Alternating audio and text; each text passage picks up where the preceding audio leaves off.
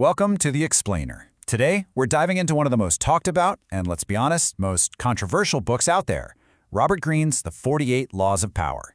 Some people see it as a straight-up guide to manipulation, others as an essential rulebook for self-defense.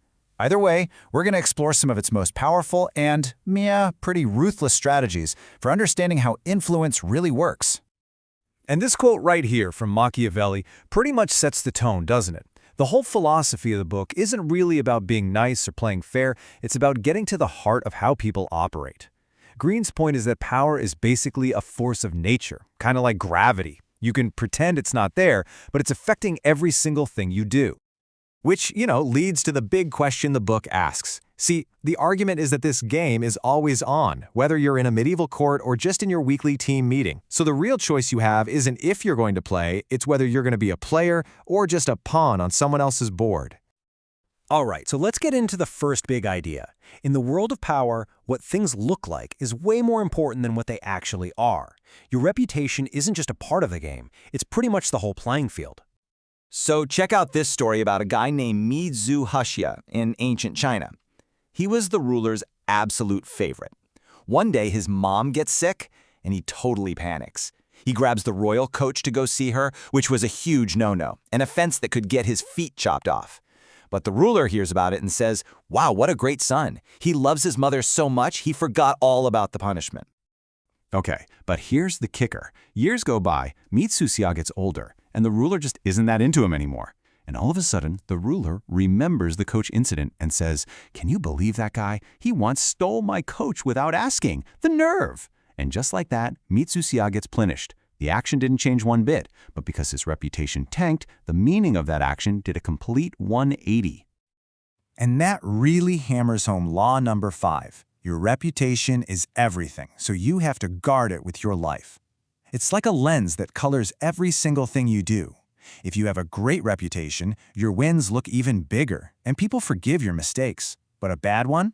Well, it makes everything you do look suspicious. So let's build on that. If being seen and having a reputation is so important, what happens if you strategically just vanish? It sounds crazy, but the book argues that sometimes the best power move is to make yourself scarce. It's really just basic supply and demand, right? When something's rare, its value goes up. The same thing applies to you. If you're always around, always available, you become common, predictable.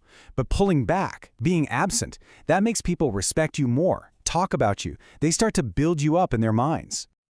And Napoleon, a total master of image, knew this inside and out. He got that if he was just another face in the crowd all the time, that special imperial aura he had would just fade away. Familiarity doesn't just breed contempt. A lot of the time, it just breeds indifference. And this is so true today, isn't it? We're all constantly online, constantly visible. So the ability to just disappear is a rare and powerful thing. When you pull back and then you come back, it's like a big event. People notice. Just think about someone like the author J.D. Salinger. The guy built a whole mystique around himself just by staying out of the spotlight. Okay, so managing your own image is one thing, but power is also about dealing with, opposition. So what's the move when all your trouble is coming from one key person? The book's answer is pretty direct. Let's call it surgical. The idea is that any group usually has one person who's the glue, right? The one who holds it all together. If you can isolate or remove that one person, the shepherd, the whole group, the flock, just falls into chaos. Here's a perfect example from way back in 14th century Florence. Pope Boniface VIII wanted control of the whole region, but the city of Florence was standing in his way. And the one person rallying everyone and keeping the resistance alive? The famous poet Dante. His speeches were the heart and soul of the opposition. Now, the Pope didn't just march his army to the city gates. He was much smarter than that. He invited a group from Florence, including Dante, to Rome to negotiate. After a few days, he sent everyone home, except Dante. He told him to stay behind for more talks, which was basically an order he couldn't refuse. And with their leader now stuck in Rome, the people back in Florence got confused. They started fighting amongst themselves, and the whole resistance just crumbled. The Pope's allies walked right in. All right, so for our final point, let's look at the ultimate level of controlling perception. It's not just about what people think of you. It's about keeping them from ever knowing what you'll do next. Because the second people can predict your moves, they feel like they have some kind of power over you. And you know who was an absolute master of this? Pablo Picasso. Every time the art world thought they had him pegged, he'd just completely flip the script and invent a new style. He knew it was way better to be a little bit disturbing than to be predictable. When people think they know what you're going to do, it makes them feel comfortable, superior even. Picasso never gave anyone that satisfaction. He really lived by this idea. See, being unpredictable doesn't just throw your rivals off balance. It creates this powerful mystique. People start thinking there must be some genius plan behind your apparent randomness, even if there isn't one. It keeps them on the defensive, always reacting to what you're doing instead of making their own plans. So, at the end of the day, being unpredictable is a serious weapon.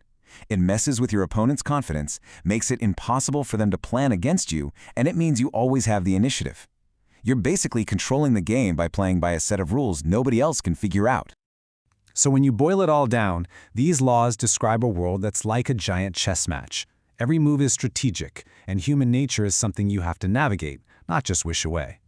It's a pretty cold way to look at the world for sure, but according to Greene, it's also a realistic one.